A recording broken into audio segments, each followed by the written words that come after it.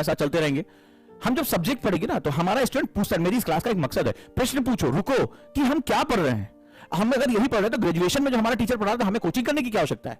हमारा डिफरेंस कैसे क्रिएट होगा, व्यक्तित्व निर्माण कैसे होगा, पर्सनालिटी डेवलपमेंट। ये होता पर्सनालिटी डेवलपमेंट। जब तुम सिंपल किसी चीज में एक पर्सपेक्टिव क्रिएट कर देते हो, एटीट्यूडल डिफरेंस लेकर आते हो, तब जो है वो चीज एक नई बन जाती है। यहीं पर अगर तुम इस अंतर को नहीं समझोगे तो 2 साल 3 साल अपना समय बर्बाद करोगे और अंत में कहोगे कि यूपीएससी जो है उसका एक और फुल फॉर्म होता है अनप्रेडिक्टेबल सर्विस कमीशन, बड़ी बेवफा है, हमारे बस में नहीं था, हमारी किस्मत खराब थी। किस्मत नहीं खराब थी, तुम्हारी तैयारी का तरीका खराब था।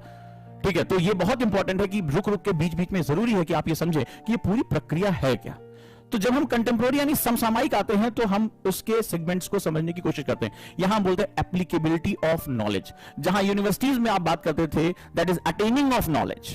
जब आप अपने डिग्री कॉलेज में थे, स्कूल में थे, attaining of knowledge your first pursuit. ठीक है, तो वो क्या था कि तुम्हें ज्ञान की प्राप्ति है। यूपीएससी को अगर मैं सिंपली एक लाइन में अगर अंतर में पैदा करूं तो क्या है, यह है एप्लीकेबिलिटी ऑफ नॉलेज। अभी दिखाऊंगा, अभी फिर प्रूव करूंगा।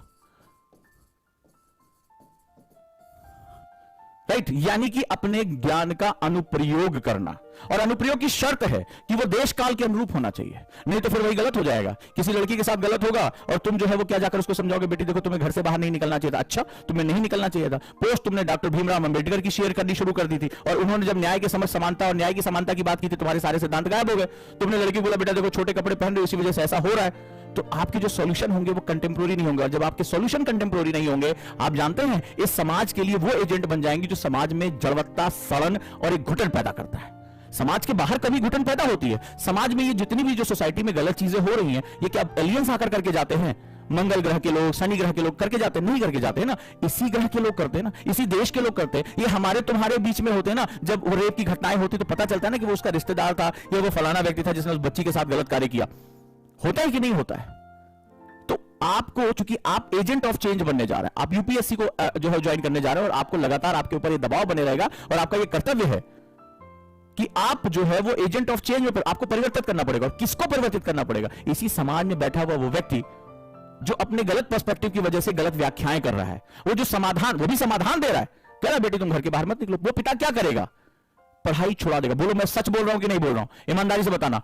बच्ची, कल वो 4 लोगों ने रास्ते में छेड़ दिया, मेरी बेटी अब पढ़ने नहीं जाएगी।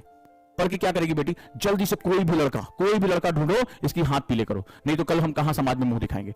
हाँ या ना? अगर तुमने अखबार पढ़े होंगे, तुमने अपने समाज में देखा होगा, यही सॉल्यूशन निकल कर आता है उस लड़की के लिए कि नहीं आता, मुझे बताना। और अंत में क्या होता है? आपने देखा होगा उसके योग्य लड़का है कि नहीं है। कोई जो है विडोवर है, जिसकी पहली पत्नी मर गई है, उससे उम्र का अंतर बहुत ज्यादा है, वो अच्छा पैसा दे रहा है या सपोर्ट कर रहा है फैमिली को, उसके साथ शादी कर दी जाती है। और लड़की रोती रहती है कि सर पापा मुझे पढ़ना है। बोले बेटा अपने पति के घर जाकर पढ़ना, पति के जाकर पढ़ना। मुझे बताओ, क्या मैं इसमें कोई भी ऐसी बात कह रहा हूं जिसको तुमने आज तक कभी देखा या सुना नहीं है? नहीं है।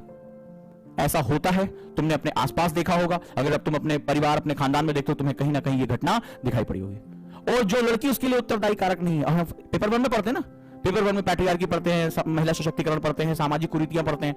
कहां से आता है? यहीं से तो आता है। सॉल्यूशन देने वाले ने एक ऐसा सॉल्यूशन दे दिया जो देश काल के अनुरूप नहीं है। यह भी बड़ा महत्वपूर्ण होता है। उसने बदलाव को स्वीकार किया ही नहीं कि दुनिया कितनी बदल चुकी है। हम मेडाइवल काल से बहुत आगे, अब कोई आक्रमणकारी नहीं आ रहे हैं घोड़े पर चढ़ के। अब हम एक स्वतंत्र देश के नागरिक हैं, जहां संविधान का शासन है, जहां कानून का शासन है। बट नहीं, हर घर में इस तरह के समाधान दिए जाते हैं। राइट और रॉन्ग?